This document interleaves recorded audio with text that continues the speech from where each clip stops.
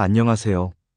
오늘은 많은 분들이 갑자기 겪게 되면 당황하고 불안해하시는 질환, 바로 안면마비에 대해서 이야기를 나눠보려고 합니다. 어느 날 아침 일어나서 거울을 봤는데 한쪽 얼굴이 이상하게 움직이지 않는다면 어떨까요? 웃으려고 해도 한쪽 입꼬리만 올라가고 물을 마시려고 하는데 한쪽으로 물이 샌다면요? 이런 상황을 상상만 해도 정말 놀랍고 무섭죠.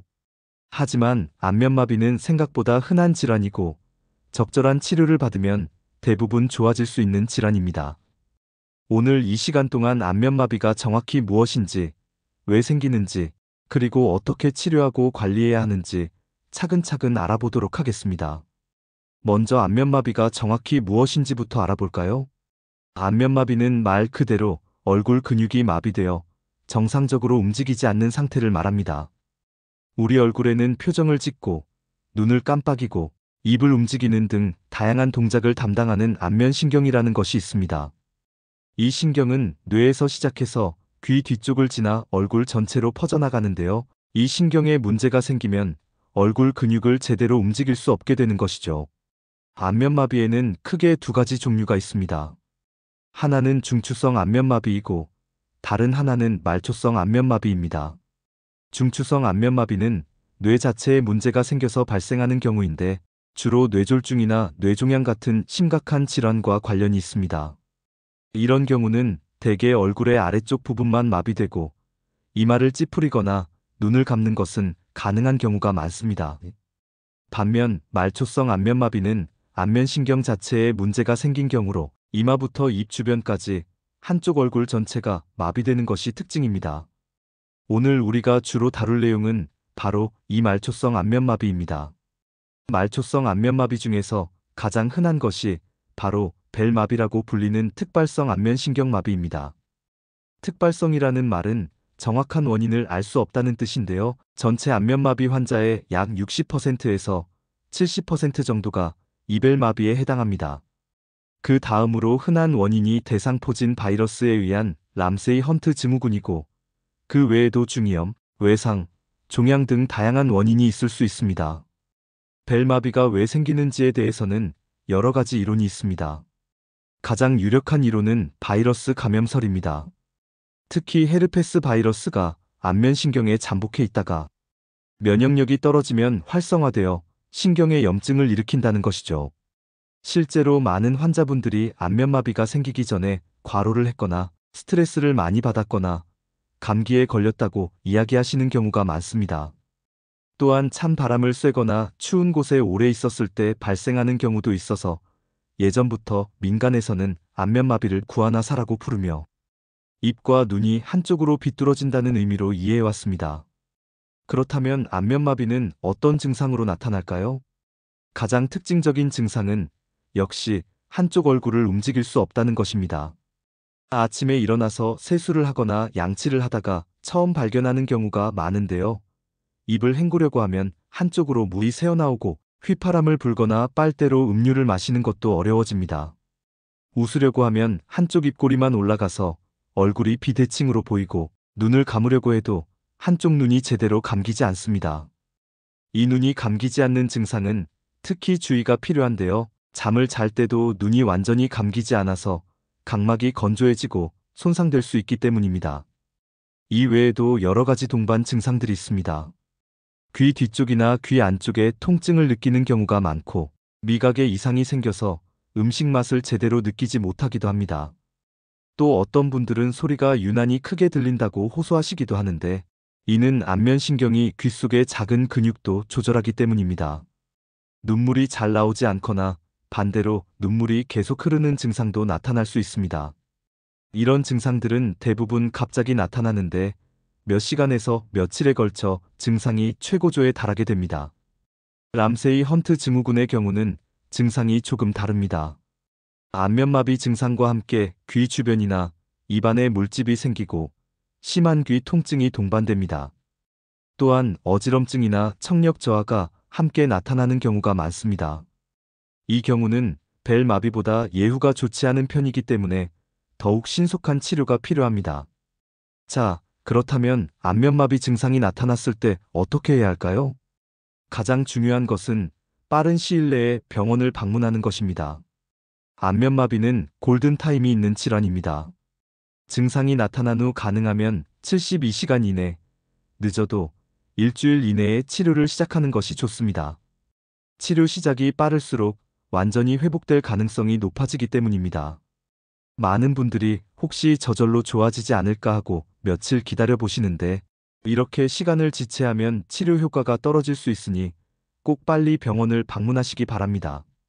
병원에 가면 의사 선생님께서 먼저 자세한 병력을 물어보시고 신경학적 검사를 하십니다.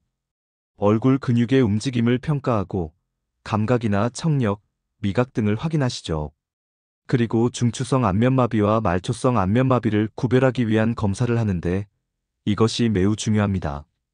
왜냐하면 중추성 안면마비는 뇌졸중의 신호일 수 있기 때문입니다. 만약 안면마비와 함께 팔다리에 힘이 없거나 말이 어눌해지거나 심한 두통이나 어지럼증이 있다면 즉시 응급실로 가셔야 합니다. 이런 경우는 뇌 MRI나 CT 촬영이 필요할 수 있습니다. 말초성 안면마비로 진단이 되면 보통 혈액 검사를 통해 당뇨병이나 다른 전신질환이 있는지 확인하고 필요한 경우 측두골 CT나 MRI를 촬영하기도 합니다. 또한 안면신경의 손상 정도를 평가하기 위해 근전도 검사를 하는 경우도 있습니다. 이런 검사들을 통해 안면마비의 원인과 중증도를 파악하고 그에 맞는 치료 계획을 세우게 됩니다. 안면마비의 치료에서 가장 중요한 것은 약물 치료입니다. 벨마비의 경우 스테로이드제가 가장 효과적인 치료약입니다. 스테로이드는 신경의 염증과 부종을 줄여주어 신경 회복을 돕습니다. 보통 고용량의 스테로이드를 일주일 정도 사용하는데 증상이 나타난 후 빨리 시작할수록 효과가 좋습니다. 일부에서는 항바이러스제를 함께 사용하기도 합니다. 특히 람세이 헌트 증후군처럼 바이러스 감염이 명확한 경우에는 항바이러스제가 필수적입니다. 약물 치료와 함께 눈 보호가 매우 중요합니다. 앞서 말씀드렸듯이 안면마비가 있으면 눈을 완전히 감을 수 없어서 각막이 건조해지고 손상될 수 있습니다. 따라서 인공 눈물을 자주 넣어주고 밤에 잘 때는 안연고를 바르고 눈을 테이프로 붙여주거나 안대를 착용하는 것이 좋습니다.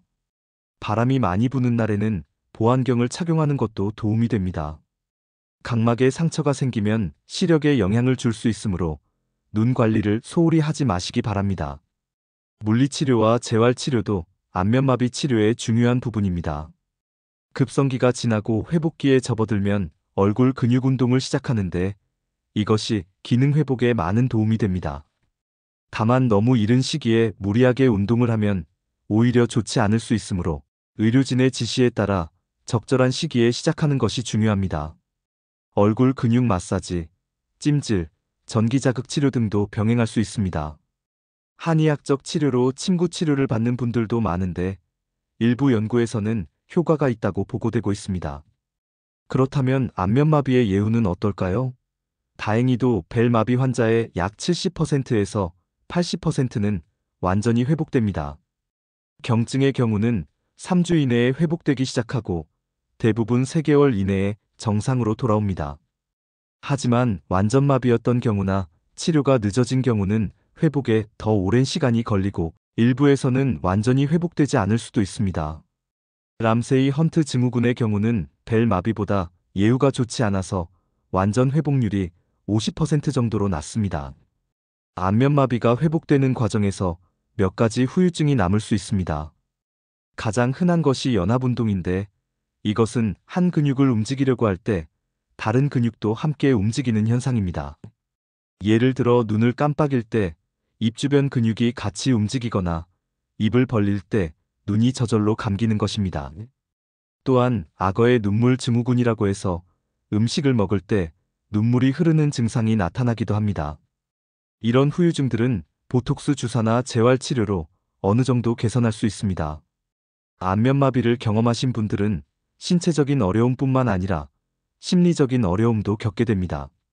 얼굴은 우리가 다른 사람과 소통할 때 가장 중요한 부분이고 표정을 통해 감정을 표현하는데 이것이 제대로 되지 않으면 대인관계에 어려움을 느끼게 됩니다. 또한 외모의 변화로 인해 자신감이 떨어지고 우울감을 느낄 수도 있습니다. 따라서 가족과 주변 사람들의 이해와 지지가 매우 중요합니다. 환자 본인도 적극적으로 치료에 임하고 필요하다면 심리 상담을 받는 것도 도움이 될 수 있습니다. 안면마비를 예방하는 방법은 명확하지 않지만 몇 가지 주의할 점들이 있습니다. 무엇보다 면역력을 높이는 것이 중요합니다. 충분한 수면을 취하고 규칙적인 운동을 하며 균형 잡힌 식사를 하는 것이 기본입니다. 스트레스 관리도 중요한데 과도한 스트레스는 면역력을 떨어뜨려 바이러스 감염에 취약하게 만들 수 있습니다. 또한 갑자기 찬 바람을 쐬는 것을 피하고 특히 머리를 감은 후에는 완전히 말리는 것이 좋습니다.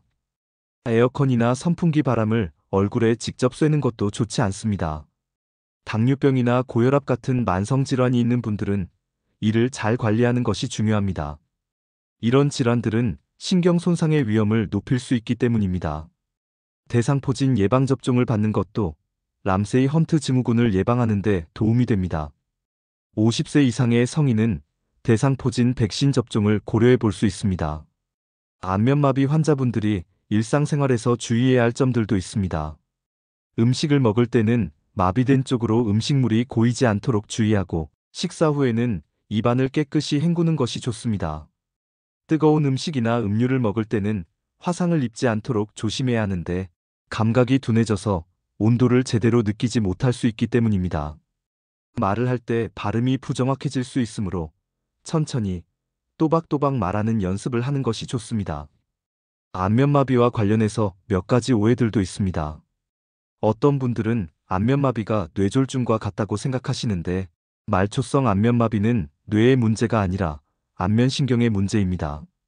물론 중추성 안면마비는 뇌졸중과 관련이 있지만 이는 전체 안면마비의 일부에 불과합니다. 또한 안면마비가 전염된다고 걱정하시는 분들도 계신데 안면마비 자체는 전염되지 않습니다. 다만 원인이 된 바이러스가 전염될 수는 있으므로 람세이 헌트 증후군 환자는 대상포진 바이러스를 다른 사람에게 옮길 수 있습니다. 침을 맞으면 무조건 낫는다는 생각도 오해 중 하나입니다. 침 치료가 도움이 될 수는 있지만 이것만으로는 충분하지 않습니다.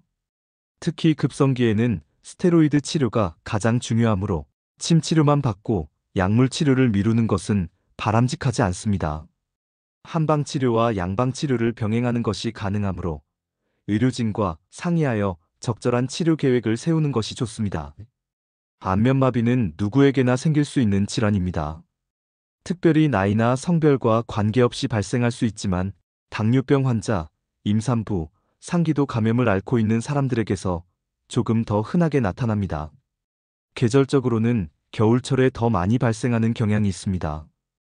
평균적으로 인구 10만 명당 연간 20명에서 30명 정도가 안면마비를 경험한다고 알려져 있으니 생각보다 흔한 질환이라고 할 수 있습니다. 안면마비를 경험하고 계신 분들께 드리고 싶은 말씀은 너무 걱정하지 마시라는 것입니다. 대부분의 경우 적절한 치료를 받으면 좋아질 수 있습니다. 다만 치료 시기를 놓치지 않는 것이 중요하므로 증상이 나타나면 즉시 병원을 방문하시기 바랍니다. 그리고 회복 과정은 사람마다 다르므로 조급해하지 마시고 꾸준히 치료받고 재활운동을 하시는 것이 중요합니다. 가족 중에 안면마비 환자가 있다면 심리적으로 많이 힘들어하실 수 있으므로 따뜻한 격려와 지지를 보내주시기 바랍니다. 환자분들이 사회생활이나 대인관계에서 위축되지 않도록 도와주시고 함께 재활치료에 참여하는 것도 큰 힘이 됩니다.